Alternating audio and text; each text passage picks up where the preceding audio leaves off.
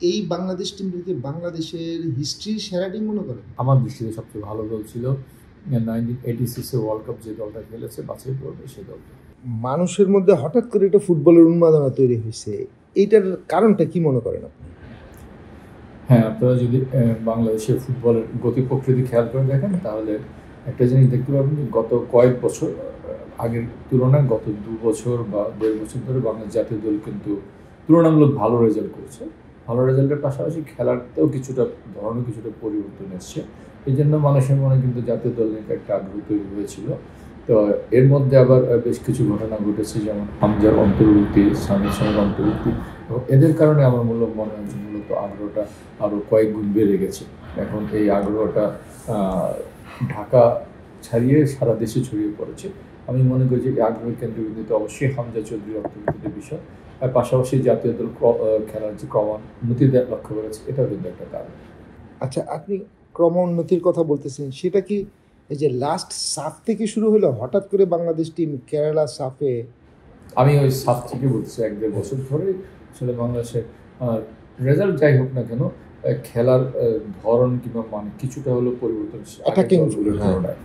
যে আগে দেখা যেত যে বাংলাদেশ হয়তো একটু রক্ষণাত্মক খেলাটা বেশি খেলতো, কিন্তু এই কোচ এসে যেটা পরিবর্তন করেছে যে অন্তত বাংলাদেশ এখন খেলার চেষ্টা করে, যেটা হয়তো দর্শকদেরকে খেলা দেখতে উদ্বুদ্ধ করছে। আচ্ছা ইমরুল ভাই, আপনার কৈশোর জীবনে যখন আপনি খেলা ফলো করতেন, সমর্থক হিসেবে নিজে খেলতেনও মাঠে টুকটাক যেভাবে সবাই খেলে, তখন ক্লাব ফুটবলের উন্মাদনাটা আমাদের দেশে অনেক বেশি ছিল। ঠিক আমাদের জনপ্রিয়তা বলতে ক্লাবের ফুটবলের জনপ্রিয়তা অনেক বেশি ছিল।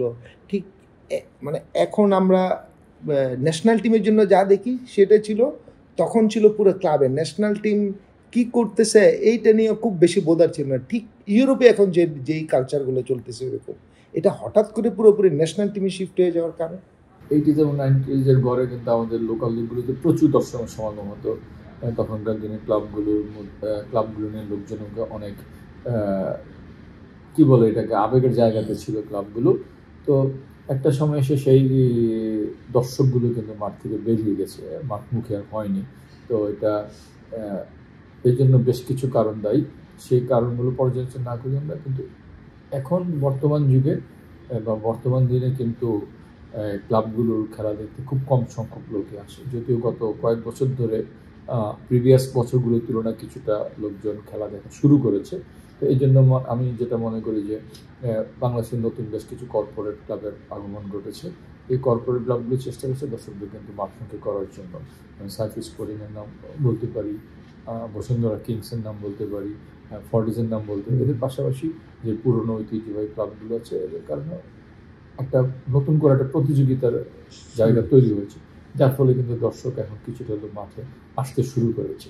আর যেটা বললাম যে এখন জাতীয় দল নিয়ে অধিক আগ্রহের কেন্দ্রবিন্দুতে বেশ কিছু প্লেয়ারদের অন্তর্ভুক্তি, পাশাপাশি গত 1.5-2 বছর জাতীয় দলের যে ফলাফল, সেটাও কিন্তু একটা বিশাল প্রভাব ফেলেছে।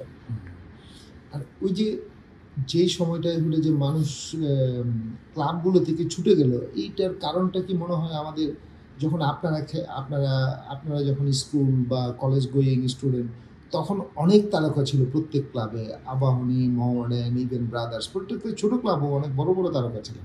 এখন কি তারকার অভাবটা একটা কারণ আমাদের ফুটবলটা একটু তারকা কমে গেছে? বা আপনি যদি সেই ইন্ডিভিজুয়াল দিকে চিন্তা করেন, তাহলে আমার মনে হয় যে বর্তমানে ওই ধরনের তারকার কিছুটা সংকট অবশ্যই আছে। আগেকার দিনে যেমন আমরা কেউ আসলাম, কেউ কাছেরাম, কেউ সাব্বির, কেউ মনে খেলা দেখতে হলে মাঠে যেতাম।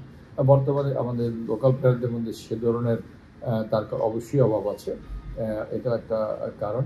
তবে ফুটবলে দর্শক ফিরে যাওয়ার কারণ হিসেবে আমি যে মূল যে কারণটা আমার দৃষ্টিতে অন্তত চোখে পড়েছে, সেটা হচ্ছে 90s দিকে যখন ফুটবলটাকে ঢাকা স্ট্রিট থেকে সরিয়ে মিরপুরে নিয়ে যাওয়া হলো, এবং কয়েকটা ক্লাব মিলে একটা তথাকথিত জেন্টলম্যান এগ্রিমেন্টের নামে একটা পুল প্রথা তৈরি করলো, তখন থেকেই কিন্তু আসলে ফুটবল তার দর্শক হারাতে শুরু করেছে। সিঙ্গাপুর ম্যাচটা কেমন হবে মনে করেন? এই উন্মাদনা, তারপর হলো যে আপনি নিজেই বললেন হামজা যোগ হয়েছে, সমিত সোম যোগ হবে, এটা ম্যাচটা কেমন হবে? ফুটবল নিয়ে বর্তমানে যে উন্মাদনা তৈরি হয়েছে, আমার মনে হয় যে দর্শকের উন্মাদনায় সিঙ্গাপুরের বিরুদ্ধে আমাদেরকে জুড়ে সহায়তা করবে। কারণ দর্শকরা গলা ফিটিয়ে দলকে সমর্থন করবেন, যেটা বিগত বছরগুলিতে হয়তো কিছুটা অনুপস্থিত ছিল। তো তারপরে হয়তো আমরা আশা করছি যে পূর্ণ স্টেডিয়াম ভর্তি থাকবে। তো এছাড়াও বর্তমানে যদি দুটো দলে খেলার মানের দিক দিয়ে সিঙ্গাপুর আমাদের থেকে হয়তো 25-30 নিয়ে আগানো আছে, কিন্তু এই মুহূর্তে আমাদের যে সমস্ত প্লেয়ার অন্তর্ভুক্তি ঘটেছে, আমি মনে করি যে আমাদের দলটা বেশ ব্যালেন্সড হয়েছে। সো এই বিশেষ করে আমি যদি বলি মধ্যমাঠের কথা বলতে পারি, আর মধ্যমাঠ দখল মানে আমরা ফুটবলের পছন্দ পারি, যাদের মধ্যমাঠ ভালো তাদের দলটাও ভালো রেজাল্ট করে। আমি আশা করছি যে মধ্যমাঠের দিক থেকে আমরা সিঙ্গাপুরের অনেক এগিয়ে আছি। তো এই এগিয়ে থাকাটাই আমাদেরকে পুরো দলের খেলার ক্ষেত্রে একটা প্রভাব রাখবে, এবং আমি আশা করি যে এই সিঙ্গাপুরের বিরুদ্ধে ম্যাচটা বাংলাদেশ সহজেই জয়লাভ করবে। আপনি ন্যাশনাল টিম ম্যানেজমেন্ট কমিটির কো চেয়ারম্যান হিসেবে তো কোচের সঙ্গে টিম নিয়ে আলোচনা হয়েছে, মানে কোচের তরফ থেকে কি রকম আপনার ভাইব পাইছেন এই ম্যাচটাকে ঘিরে? আসলে যদিও ন্যাশনাল টিম কমিটির কোচ চেয়ারম্যান, কিন্তু আমরা আসলে কোচের দল গঠন বা অন্য কিছুতেই আমাদের কোনো হস্তক্ষেপ বলেন বা কথা বলার সুযোগটুকু কম। তো কোচের সাথে যেটুকু কথা হচ্ছে, আশাবাদী যে এই দল আছে বা স্কোয়াডটাও পেয়েছে, সেই স্কোয়াড দিয়ে সে সিঙ্গাপুরের সাথে একটা ভালো রেজাল্ট নিয়ে আসতে পারবে। 80-র দশক থেকে নিয়মিত আপনি ফুটবলের ফলোয়ার, তো এই পর্যন্ত ধরলে কি এই বাংলাদেশ টিমটিকে বাংলাদেশের হিস্ট্রির সেরা টিম মনে করেন? কঠিন প্রশ্ন। আমার দৃষ্টিতে আমার যতটুকু মনে পড়ে, আমি যতটুকু জাতীয় দলে খেলা দেখেছি এবং অবজার্ভ করছি, আমি এই দলটা এখন যেটা আসছে, এখনকার যে দলটা আসছে, এখন 10 তারিখের এই প্রথম ম্যাচে সমস্ত প্লেয়ারদের অন্তর্ভুক্তির কারণে এটাকে বাদ দিয়ে যদি আমি বলি, তাহলে আমার দৃষ্টিতে বাংলাদেশের সবচেয়ে সেরা দল ছিল, হয়তো ফলাফল প্রত্যাশিত ছিল না। আমার দৃষ্টিতে সবচেয়ে ভালো দল ছিল 1986 ওয়ার্ল্ড কাপ যে দলটা খেলেছে বাছাই পর্বে, সেই দলটার একটা হলে যে দুই একটা প্লেয়ার একটু স্মৃতিচারণ যদি করেন। আমার মনে আছে প্রথম ম্যাচ বাংলাদেশ সম্ভবত ইন্ডিয়ার সাথে খেললো। বাংলাদেশের গ্রুপে ছিল ভারত, থাইল্যান্ড এবং ইন্দোনেশিয়া। তো হোম অ্যান্ড অ্যাওয়ে বেসিসে খেলা হলেও একটা দলের হোম ম্যাচগুলো পরপর অনুষ্ঠিত হয়ে যেত। ঢাকায় যখন হলো তখন বাংলাদেশের থাইল্যান্ড, ইন্দোনেশিয়া এবং ইন্ডিয়ার সাথে খেলা পড়লো। থাইল্যান্ড এবং ইন্দোনেশিয়াকে আমরা সেই হারাই, যদিও আমরা দুর্ভাগ্যবশত ইন্ডিয়ার সাথে হেরে যাই। তো এটা কিন্তু বাংলাদেশে বাছাই পর্বে দুটো জয়, এটা কিন্তু আমার মনে হয় যে বাংলাদেশে বাছাই পর্বে অন্যতম একটা সেরা রেজাল্ট ছিল। সেরা রেজাল্টের যেটা ছিল যে ইন্দোনেশিয়া এবং থাইল্যান্ডকে আমরা যেভাবে হারিয়েছি, সেই জিনিসটা। তো এই সব দিক মিলে আমাকে এখনও ওই দলের খেলাগুলো চোখে ভাসে। আর এই দলটা সম্পর্কে হয়তো বা সিঙ্গাপুর ম্যাচের পর আপনি পরে হয়তো বলা যায় দু একটা ম্যাচ দেখে ন্যাশনাল টিম ম্যানেজমেন্ট কমিটির কোচ চেয়ারম্যান হিসেবে প্রশ্নটা করতেছি।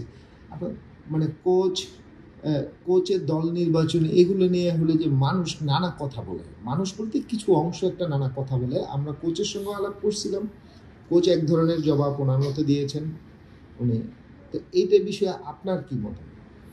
আসলে দল নির্বাচন নিয়ে সারা বিশ্বেই কিন্তু সমালোচনা হবে। আপনি যে স্কোয়াড নির্বাচন করেন কিংবা যে একাদশ নির্বাচন করেন না কেন, দল নির্বাচন কিন্তু সারা বিশ্বেই কথা হয়ে থাকে।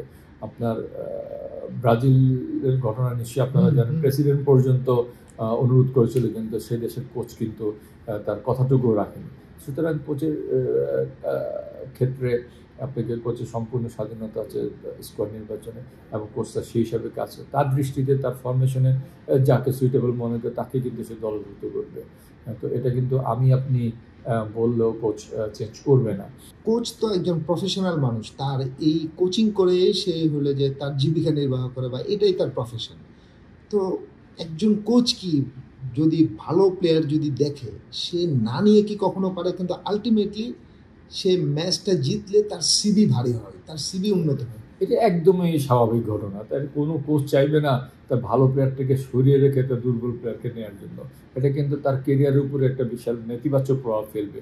কারণ আমার মনে হয় যে পাগল ছাড়া কেউ কোনো কোচ কোনো মানে ভালো প্লেয়ারকে বাইরে রেখে তার কারো পরামর্শে বা করবে দুর্বল প্লেয়ারকে দলভুক্ত করবে। এখন এই ম্যাচটা দেখার জন্য বাংলাদেশে কিন্তু আমরা যদি 2003 সাফের পর থেকে দেখি, কখনোই এইরকম উন্মাদনা তৈরি হয় না। মানুষ টিকিটের জন্য রীতিমতো হাহাকার করছে। তো আপনি বিএফএফ এর সিনিয়র ভাইস প্রেসিডেন্ট হিসেবে মানে টিকিটটা কি প্রপারলি ডিস্ট্রিবিউট হয়েছে? হ্যাঁ, টিকিট নিয়ে সর্বত্র একটা হাহাকার শোনা যাচ্ছে, কিন্তু এর পেছনে আপনি যেটা বলেন আগেকার দিনে মানুষ অনেক পরিপূর্ণ স্টেডিয়াম থাকতো, কিছুটা পার্থক্য কিন্তু আছে। কেমন পার্থক্য আছে সেটা, আগেকার দিনে এখন কিন্তু জানেন যে আপনারা চেয়ার বসেছে, যার ফলে কিন্তু আসন সংখ্যা অর্ধেকেরও বেশি কমে গিয়েছে। এবং আগে টিকিটগুলো অনলাইনে বিক্রি হতো, বুথে বিক্রি হতো বা কাউন্টারে গিয়ে খেলার দিনই হয়তো বিক্রি হতো। তো এই যে হাহাকারটুকু, এটা কিন্তু আগে থেকে বুঝে যাওয়ার কোনো উপায় ছিল না, কারণ খেলার দিনই মানুষ টিকিট পেত এবং খেলার দিন কাজে হাহাকার প্রকাশের সুযোগটুকু থাকতো না। এখন যেহেতু অনলাইনে বেশ কিছুদিন আগে থেকেই টিকিট বিক্রি শুরু হয়েছে, যার ফলে যারা না পাবে তাদের একটা হাহাকার থাকবেই। কিন্তু আগেকার দিনে সেই হাহাকারটুকু কিন্তু দৃশ্যমান হতো না, যেহেতু ওই দিনই টিকিট বিক্রি হতো। কিন্তু তারপর আমার যেটা মনে হয় যে এবার টিকিট বিক্রির প্রক্রিয়ার মধ্যে কিছুটা অসঙ্গতি ছিল, যার ফলে অন্তত আমার মনে হয় যে যারা ফুটবল সংশ্লিষ্ট তাদের অধিকাংশ টিকিট পায়নি। এই দিকটা অন্তত আমাদের বিবেচনা করা উচিত ছিল। যারা ফুটবলের স্টেক হোল্ডার, যারা ফুটবল সাথে জড়িত, এদের জন্য প্রয়োজন বোধে কিছু সংখ্যক টিকিট সংরক্ষিত করে রাখা যেত।